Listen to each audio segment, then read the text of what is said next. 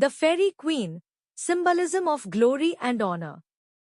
The Faerie Queen represents the ultimate goal of glory and honor, symbolizing the aspiration for excellence and virtue. As Spencer writes, the Faerie Queen, in whose honor I write, is glory, that doth all good deeds excite. Book I, Prologue. She embodies the ideals of chivalry and knighthood, inspiring the knights to strive for greatness. Red Crow's Knight, symbolism of holiness and redemption.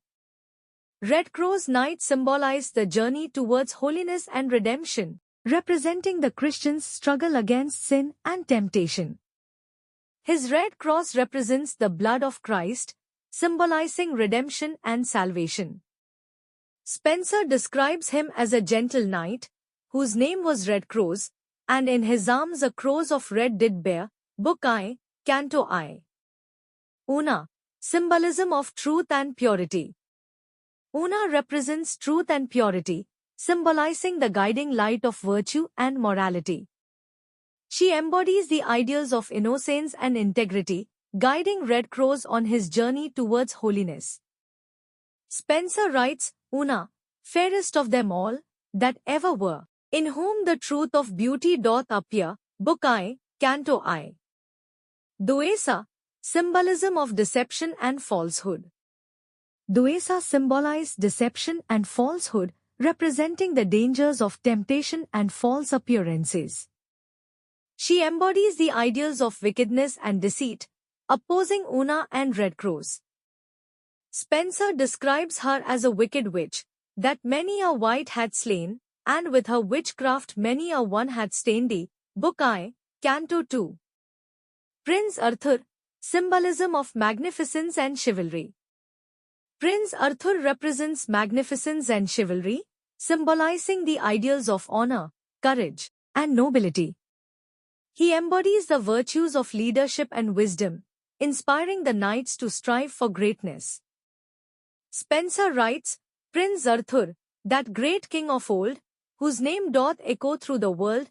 Book I, Canto VII. Sir Gaio, symbolism of temperance and balance.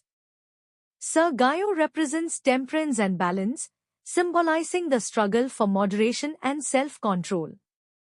He embodies the virtues of wisdom and prudence, navigating the dangers of excess and deficiency. Spencer describes him as a goodly knight, whose name was Sir Gaio, and in his arms a golden eagle did bear. Book II, Canto I. Acrasia, symbolism of sensuality and temptation.